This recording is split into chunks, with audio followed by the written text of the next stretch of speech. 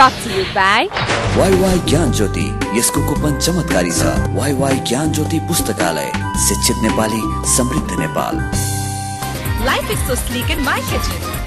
अब लाइफ करा enjoy. Authorized distributor for Nepal, Kitchen Concepts Private Limited. Breeze Cement, solid technology ले बन्छ solid cement.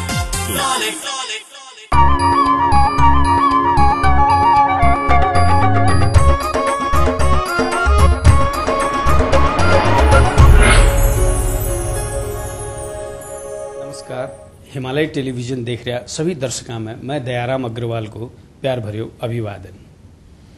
आज फिर एक नयो एपिसोड लेकर के उपस्थित हूँ अपना सबको कार्यक्रम अपनो नेपाल अपनो गौरव को।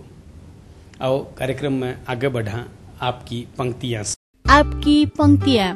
दूर रहकर हमसे वास्ता रखना, मुलाकात ना सही बातों का सिलसिला चालू रखना, छू लो आसमान को आप ये हमारी तमन्ना है, पर हम तक वापस आने का रास्ता बनाए रखना।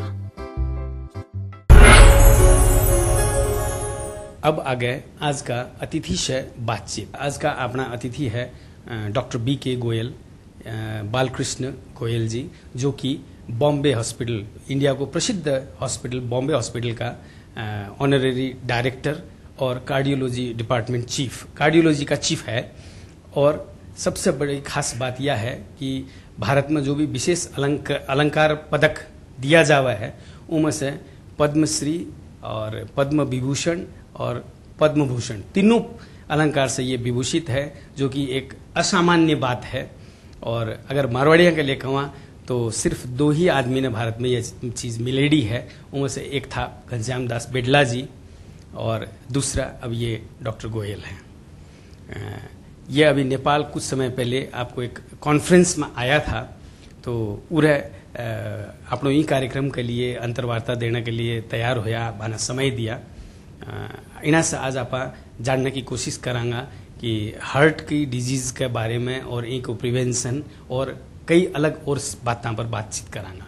और कार्यक्रम में इना को स्वागत करा। डॉक्टर साहब आपको स्वागत कार्यक्रम में। डॉक्टर साहब जी, यहाँ थारी फैमिली में कोई भी, चाहे थारा भाई बंद में हो या थारो आपका परिवार बच्चा लोग हो, कोई भी डॉक्टर अभी तक को नहीं हुआ? हमारी फैमिली में सगला बिजनेसमैन है। तो थे मेडिकल में कोई डॉक्टर की तरफ मेडिकल में कोई को नहीं। तो मेडिकल फील्ड में थे कहाँ गया? जब मैं 12 बरस को था, हमारा गांव में सांबर गांव जयपुर डिस्ट्रिक्ट में है। तो हमारा फादर का एक फ्रेंड था सोनी जी, तो 4 साढ़े 4 बजे हमारे घर आया, चाय वाय पी के और आपने घर आ गया। और आधा घंटे पाछे न्यूज़ आई कि यहाँ को हार्ट फेल हो।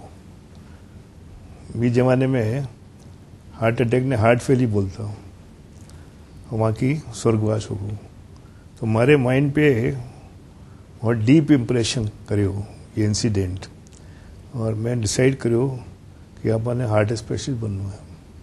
हमारा फादर था, वो भी इनकरेज किया। पहले तो बोला कि आप लोगों सब बिजनेस है, धंधो है, ये सब है, फिर वो थारी मर्जी। तो फिर मैं जयपुर में मेडिकल कॉलेज में MBBS करी, फिर फॉरेन चले गए कार्डियोलॉजी में स्पेशलाइज करवाने, इंग्लैंड और USA, और फिर यहाँ बन गए। थारे एक्सपीरियंस में आप जो मारवाड़ी समाज है एम कठक कमी के फील हुआ था ने? मारवाड़ी समाज में और तो सब ठीक है, एक वो अपना आदमी ने सपोर्ट को नहीं करे, क्या कमी है? ये कमी। लेकिन आपने अच्छी बात भी तो होगी कोई? अच्छी तो ज्यादातर तो अच्छी बातें हैं। तो लेकिन थे जो सपोर्ट की बात करो, एक तो ऑनेस्टी है, इंटीग्रिटी है, वचन है, वचनबद्ध। सारों बिजनेस तो 20 ही चले ना। डॉक्टर साहब, सुनते हैं कि अदर कम्युनिटी के कंपैरिजन में मारवाड़ी कम्युनिटी में हार्ट की प्रॉब्लम ज्यादा होती है, इसका कारण क्या है? मारवाड़ी कम्युनिटी में ज्यादा होने का कारण एक तो डाइट है। आप घी और तेल यहाँ को प्रयोग ज्यादा करा, तो कोलेस्ट्रॉल लेवल वगैरह ज्यादा रहे हैं। दूसरा सीडेंट्री हैबिट्स जो है अपनी है, मोस्टली आप गद्दी पे या पेड़ी पे बैठे रहे वहाँ सुबह शाम तक, और एक्सरसाइज कम करा। ये 2 मेन कारण हैं। Rich diet in fats and carbohydrates and lack of exercise. Gastric जो हुआ है, गैस्ट्रिक उनसे होने वाला जो पेन है हाँ, वो और हार्ट से रिलेटेड कार्डियक पेन जो है, इनको डिफरेंस कहीं आप तो वो लागे? बहुत कंफ्यूजिंग है. मोस्ट ऑफ द टाइम्स जब हार्ट अटैक का पेशेंट जो आवे थारे कने तो 70% तो आवे चेस्ट पेन से, लेकिन 25% 30% ऐसा भी पेशेंट आवे है जो बोले हमारे गैस है, नीचे से ऊपर नहीं आवे है गैस, और बहुत दिनों तक जो है गैस कोई ट्रीटमेंट चले है. वो कंफ्यूजन है. तो जटे भी गैस की शिकायत, जहाँ भी गैस की शिकायत हो वहाँ पे उनको अपने फिजिशियन से जाना चाहिए, एग्जामिनेशन कराना चाहिए और ईसीजी एटलीस्ट कराना चाहिए. ईसीजी भी 100% नहीं है. हार्ट के जब तक हार्ट अटैक नहीं आता जब तक 80% लोगों का ईसीजी नॉर्मल रहता है. तो उसके आगे भी टेस्ट हैं, स्ट्रेस टेस्ट हैं, एंजियोग्राफी हैं, तो सबसे टाइमली डिटेक्शन हो सकता है. और जब टाइमली डिटेक्ट हो जाता है तो आजकल मॉडर्न टाइम्स में हार्ट का ट्रीटमेंट बहुत संभव है और 90% हार्ट के रोगी ठीक हो जाते हैं. अच्छा, जैसे हार्ट पेन अगर घर में हो जाए या हार्ट ट्रबल हो जाए तो फर्स्ट लाइन ऑफ ट्रीटमेंट क्या होना चाहिए? हार्ट अटैक घर में हो जावे तो एक तो उसको पेशेंट को लटा देना चाहिए और सब कपड़े वपड़े सब लूज कर देने चाहिए. अपने पास जो भी पेन रिलीविंग मेडिसिन हो, कोई भी पेन रिलीविंग मेडिसिन वो उनको दे देनी चाहिए.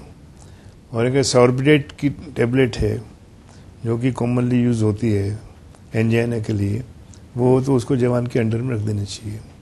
और उसके बाद सबसे पहला काम ये करना चाहिए कि उसको हार्ट हॉस्पिटल में जहाँ की सुविधाएं हैं वो उसमें शिफ्ट करना चाहिए. क्योंकि जो पेन और उसके बीच में हॉस्पिटल के बीच में जो टाइम है वो मीडियन डिले वो बहुत इम्पोर्टेंट है. अगर रोगी हॉस्पिटल में 1 या 2 घंटे के अंदर पहुंच जाता है तो उसकी मेडिसिन जो हार्ट की हैं आजकल मॉडर्न मेडिसिन वो बहुत इफेक्टिव होती हैं. या उनकी प्राइमरी एंजियोप्लास्टी भी हो सकती है. प्राइमरी एंजियोप्लास्टी सबसे ज़्यादा इफेक्टिव जो है फर्स्ट 2 आवर्स में होती है, और अगर फर्स्ट 4 आवर्स के में विंडो तक आ जाएं तो भी उनको बहुत सहायता मिल सकती है. अच्छा, एक चीज जैसे हमने सुना हुआ है कि हार्ट का अगर प्रॉब्लम अचानक आ जाए या हार्ट अटैक आ जाए तो पंपिंग भी किया जा सकता है. तो ये लेकिन कैसे? पंपिंग नहीं, उसे बोलते हैं कार्डियक मसाज. ओके. उसमें चेस्ट के ऊपर जो है बीच में अपना हाथ हथेली ऐसा रख के उसको 60 to 70 टाइम्स प्रेस करें प्रेशर के साथ. उसमें कभी कभी कार्डियक मसाज में रिब्स भी क्रैक हो जाती हैं, बट वो इम्पोर्टेंट नहीं है. उसमें सर्वाइव हो सकता है पेशेंट.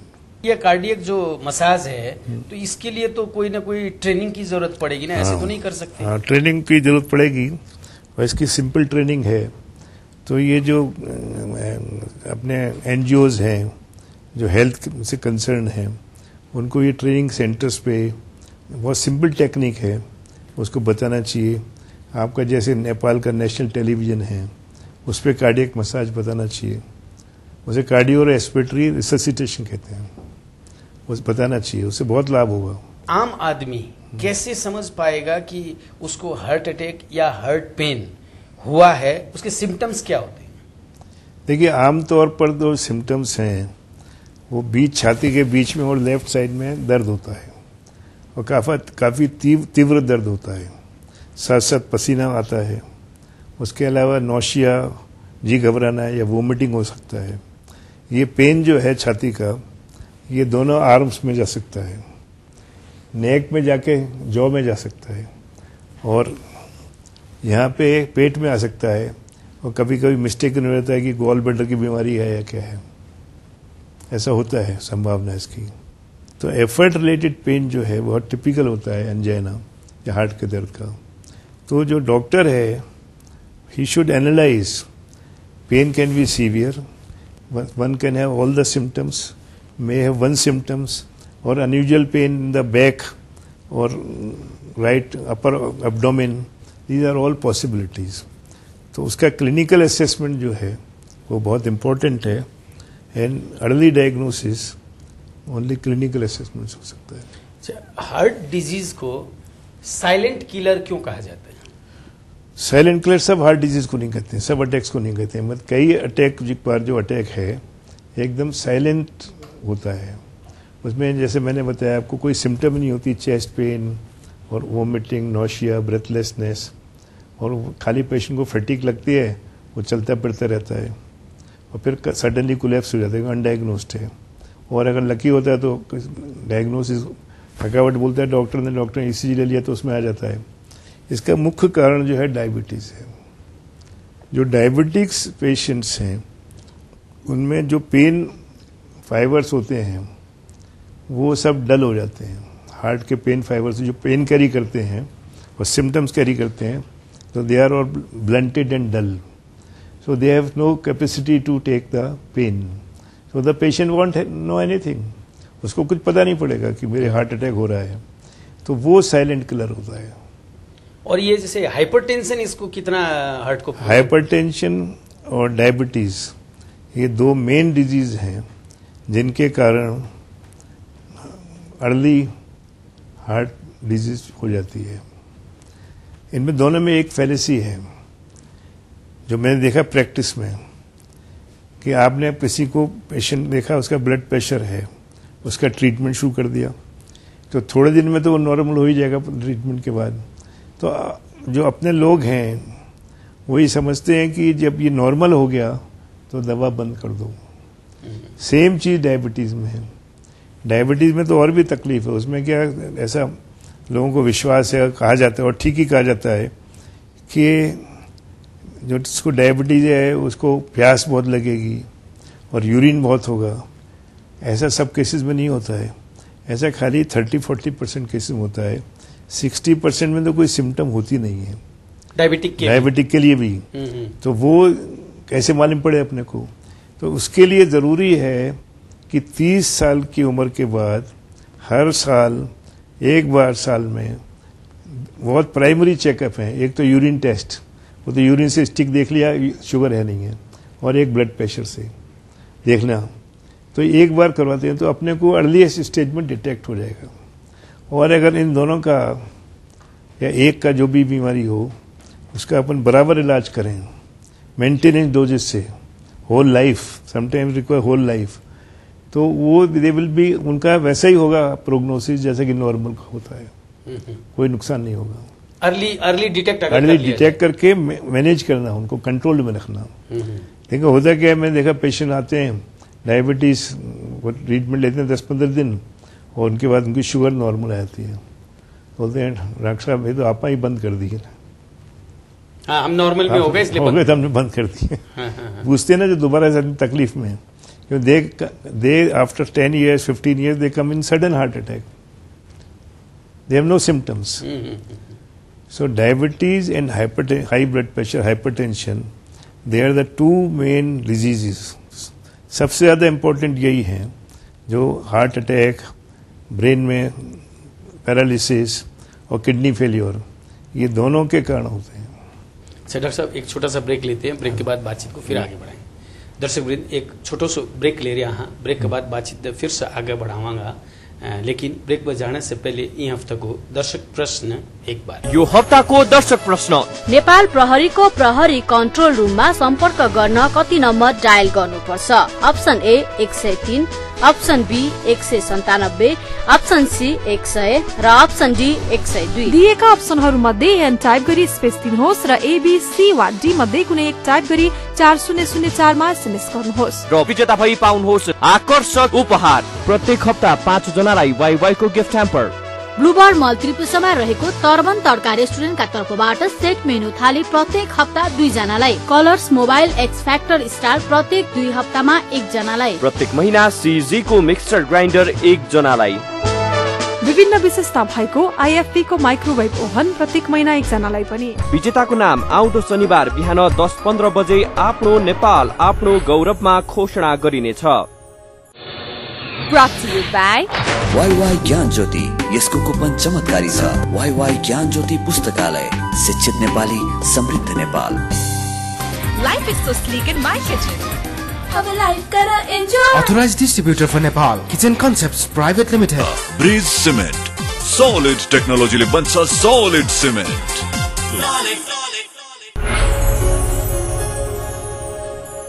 ब्रेक के बाद आप सबको फिर से स्वागत है. अभी आप बातचीत कर रहे हैं cardiologist senior cardiologist doctor B K जी से.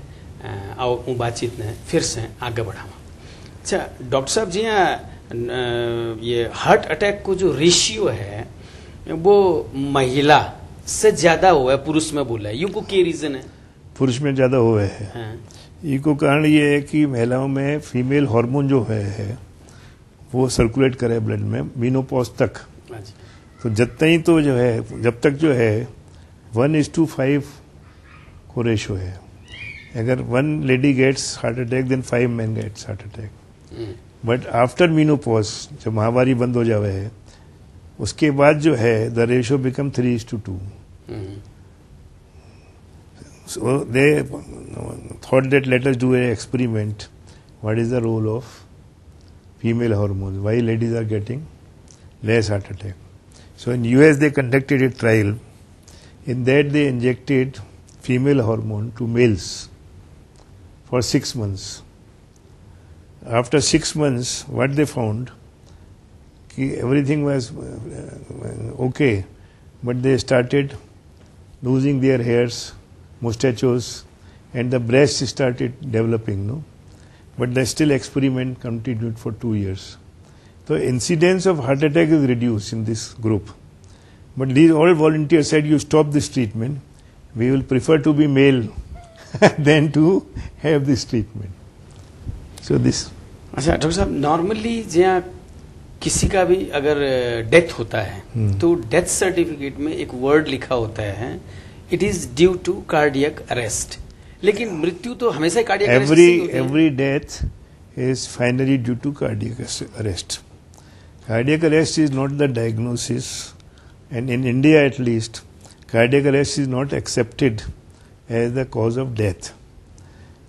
You have to say that cardiac arrest due to coronary artery disease, kidney failure, brain malignancy. You have to specify the disease what is suffering from. So cardiac arrest जो है, it is not a disease. No, this is not a disease. But what happens that जो heart attack के patient होते हैं ना, उनमें suddenly heart बंद हो जाता है, तो इसलिए उन्होंने वो कार्डियक अरेस्ट को उसको एक ही बुला दिया है. अच्छा डॉक्टर साहब, जैसे अस्थमा और हार्ट का जो अस्थमा का हार्ट में क्या असर होता है? नहीं, अस्थमा का हार्ट में तो बहुत डिलेड असर होता है. पहले लंग्स खराब होते हैं, फिर लंग के थ्रू फिर हार्ट में होता है. बट वो अस्थमा नहीं है. जो पेशेंट्स की जिनकी आप बात करें asthma, that is cardiac asthma. दो तरह का अस्थमा होता है. एक तो लंग से उसे बोलते हैं ब्रोंकियल अस्थमा, और जो हार्ट के कारण होता है उसको बोलते हैं कार्डियक अस्थमा. जब बीमारी होती है, ब्लड प्रेशर होता है, डायबिटीज होती है, कोरोनरी आर्टरीज, तो हार्ट धीरे धीरे एक्सपेंड करता है, तो मसल की पावर कम हो जाती है.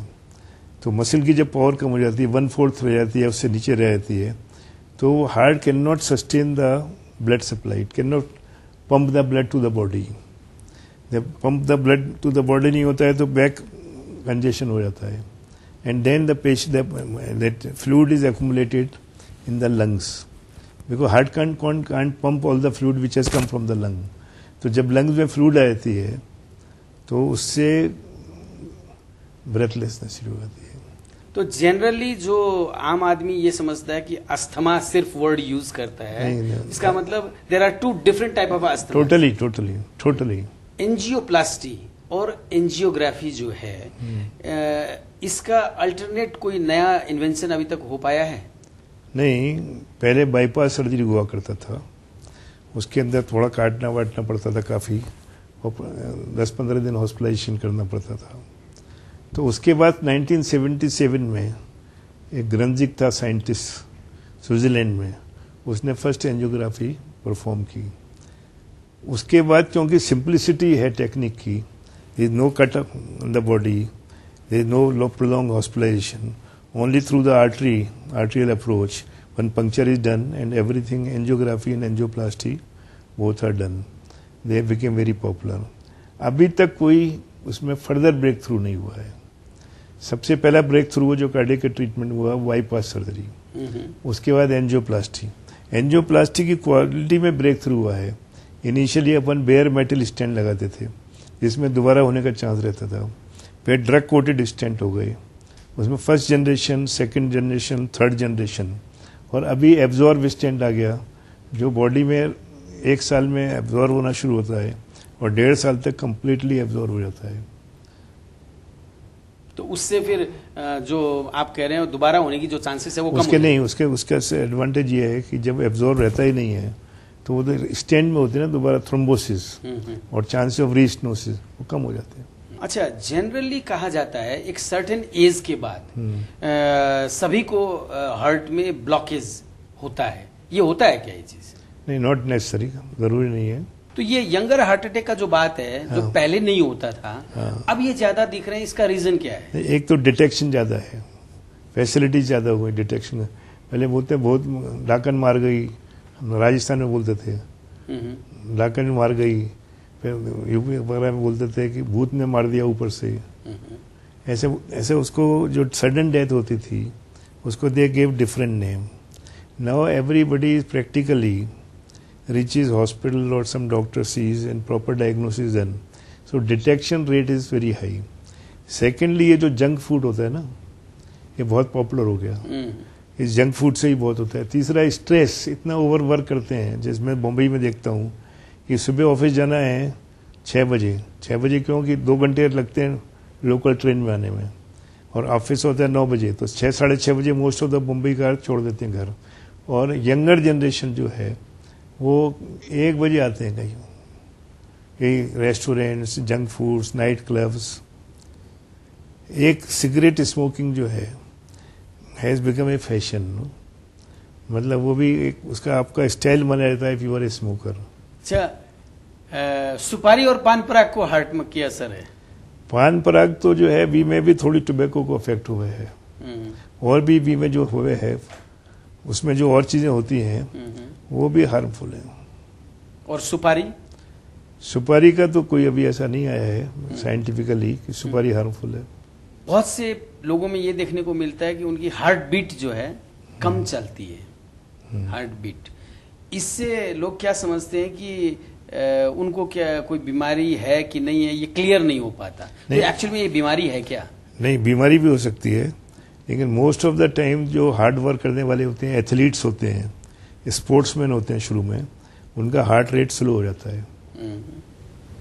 अच्छा डॉक्टर साहब, एक फिर से ब्रेक ले वहाँ, ब्रेक के बाद बातचीत है, फिर आगे बढ़ाऊँ।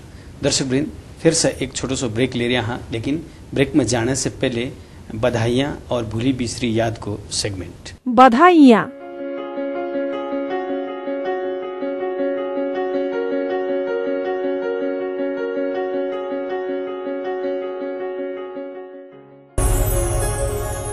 भूली बिसरी यादें। धैर्यशील रवा, विवेक रवा, घबरावा नहीं, गलत रास्ता में नहीं जावा, तो और परिश्रम करा, ईमानदारी करा, तो एक दिन न एक दिन तो का दिन फिरा है। संतोषी था, थोड़ो कमाता, भाईचारे की व्यवस्था थी, एक दूसरे के सुख दुख में काम आता, वो एक जीवन यापन थो। थोड़ो कमा लेता, मैं संतुष्ट था। आज की दुनिया में क्या है कि बीरगंज बहुत बड़ो हो गयो है, उनको क्षेत्र बहुत बड़ो हो गयो, आपने समाज को क्षेत्र भी बहुत बड़ो हो गयो है। आज अगर कोई का दुख सुख हुआ है तो कोई मतलब को नहीं रखा। आज यह देखा है कि विश्वनाथ जी पर पड़ी है तो विश्वनाथ जी होगा, आपने क्या मतलब है। दूसरे शब्द में कहूँ मैं कि स्वार्थ ही ज्यादा हो गया।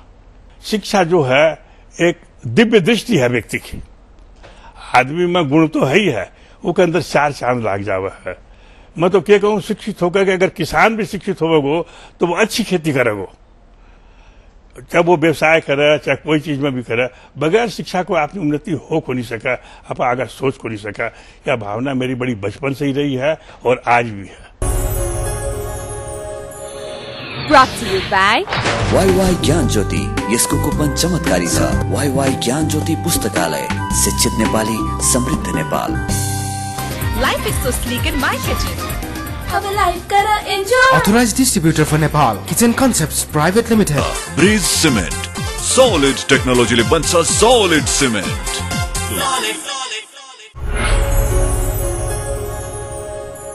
दर्शक ब्रेक के बाद फिर से आप लोगों को स्वागत है। अभी आप बातचीत कर रहे हैं डॉक्टर बी.के. गोयल जी से और ये बातचीत ने फिर से आगे बढ़ाओ।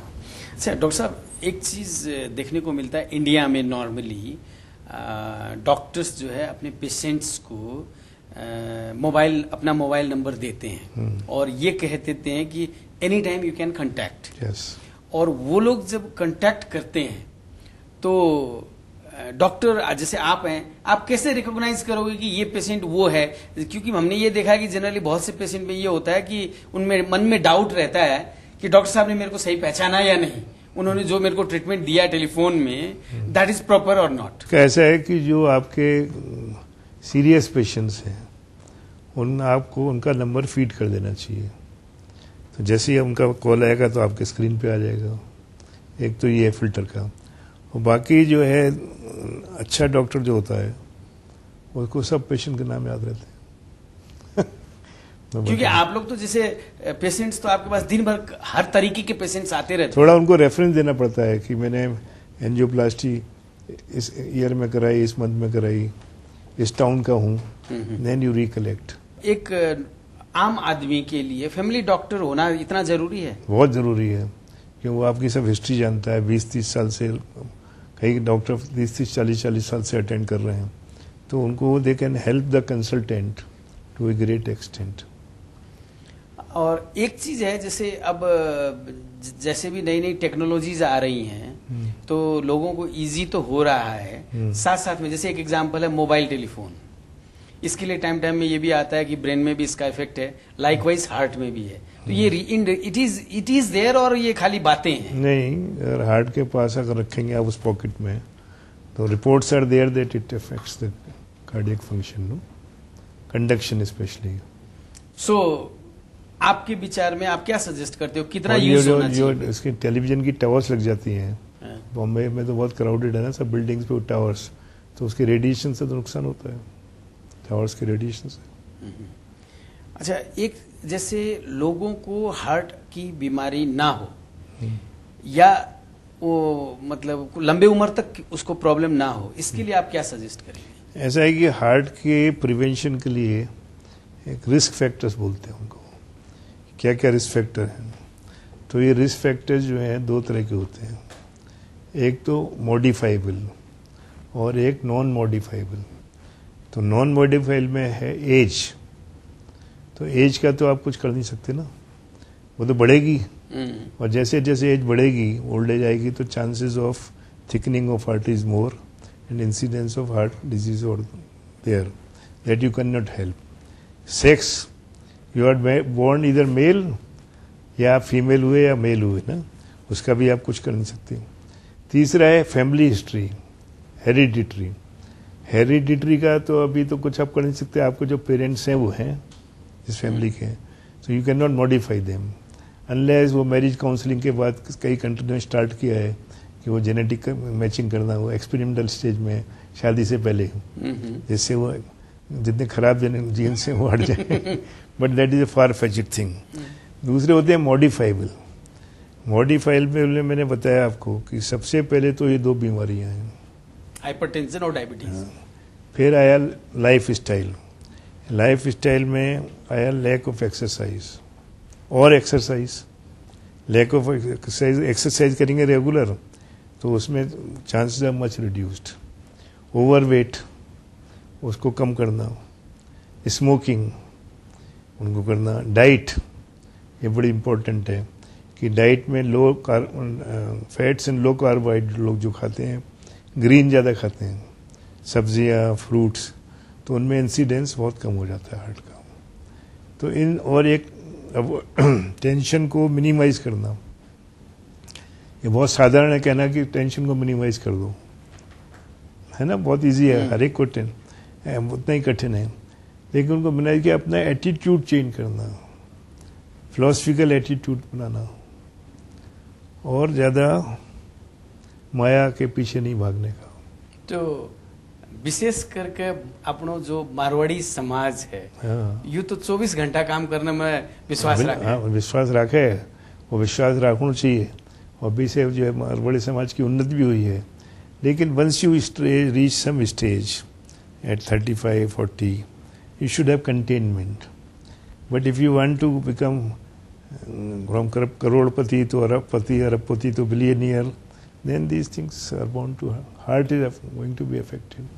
सर डॉक्टर साहब, इन कार्यक्रम से अपनो नेपाल अपनो गौरव में बातचीत के लिए समय देने के लिए आपको बहुत बहुत आभारी हूँ, और हिमालय टेलीविजन की तरफ से यह छोटी सी भेंट आपके लिए बहुत बहुत धन्यवाद। श्री दयाराम जी अग्रवाल। डॉक्टर साहब, आप समय दिया, यो हमारे लिए बहुत थैंक यू, गर्व को विषय है। दर्शक वृंद, अभी आप बातचीत कर रहा था डॉक्टर BK गोयल जी से, जो आप लोगों ने की बात सुना, और ज़्यादातर डॉक्टर जो भी ये कार्यक्रम में आया है हमेशा ये 2-4 चीज़ पर आपने कहता आया है कि एक्सरसाइज करो, डाइट में कंट्रोल करो और टेंशन कम रखो। ये 3 चीज़ अगर करोगा तो बीमारियां से छुटकारो रहोगो। ये बात पर आप लोग ज़रूर से ध्यान देगा।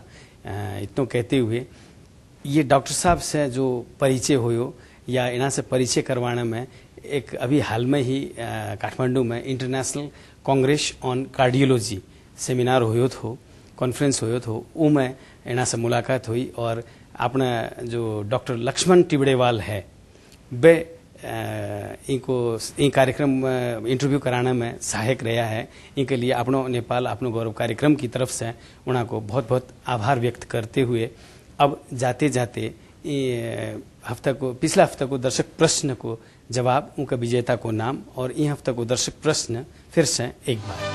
गत हप्ता सोधिएको प्रश्न, सन् 2014 को विश्व कप फुटबल प्रतियोगिता कुन राष्ट्रमा हुँदैछ? Option A Spain, option B Argentina, option C Brazil र ऑप्शन डी इटाली। यसको सही उत्तर हो ऑप्शन सी ब्राजिल।